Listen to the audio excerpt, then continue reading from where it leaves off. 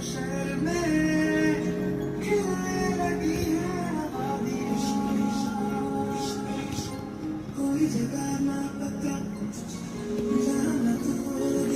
આરાધના cosmetic વાળા એક એવી વસ્તુ લાવ્યા છે કે તમે પાર્લર में भी और डेली वेयर में તમે ઘર में भी યુઝ કરી શકો છો। આમાં તમને આઈશેડો છે બધા, આમાં તમે લાઇટ બી છે, ડાર્ક પણ છે।